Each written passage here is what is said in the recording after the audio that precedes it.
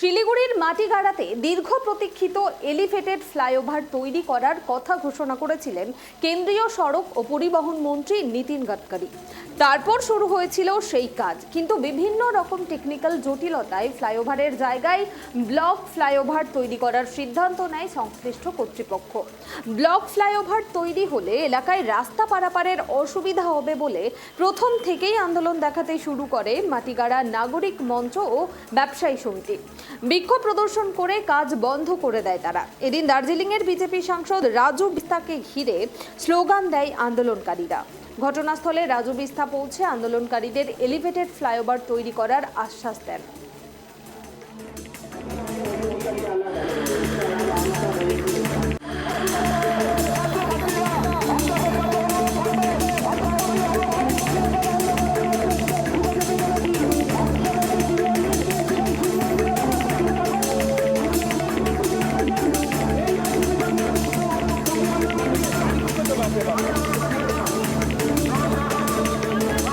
Print media আওয়াজ তুলেছে, তিনি এই কথাটা দিতে চান তিনি সব হবে, আমরা সন্তুষ্ট। তিনি 70% আমাকে আজ কথা দিয়েছে মাটিগাড়াতে এলিভেটেড ফ্লাইওভার তৈরি হবে। আপনাদের আর আন্দোলনের প্রয়োজন নেই, মঞ্চ ধর্ণা আপনাদের দরকার নেই। আমি সময় মতো ডেকে নিব, যদি মঞ্চের দরকার হয় আমি এসে মঞ্চে দাঁড়াবো।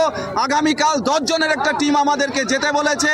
আমরা সকল স্তরের মানুষকে, বিশেষ করে বালিকা বিদ্যালয় হরসুন্দরের শিক্ষক শিক্ষিকা ছাত্রছাত্রীদের ধন্যবাদ জানাই আপামর মাটিগাড়ার জনসাধারণকে, ব্যবসায়ীদের এবং আমাদের মঞ্চে যারা অক্লান্ত পরিশ্রম করেছে, দিন রাত এক করে দিয়েছে, নিজের ঘাম ঝরিয়ে তাদেরকে ধন্যবাদ জানাই। ধন্যবাদ।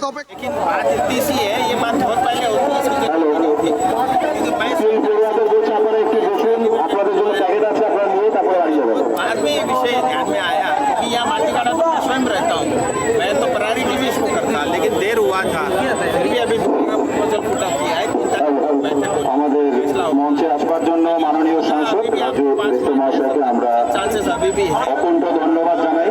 हम लोग प्रयास करें, অকুণ্ঠ ধন্যবাদ জানাই। अच्छा बने, क्योंकि जो एक बार बने थैंक्स। फिर अगले 100 साल तक दोबारा नहीं बनेगा। जो भी बनना होगा वो एक ही बार बनना है।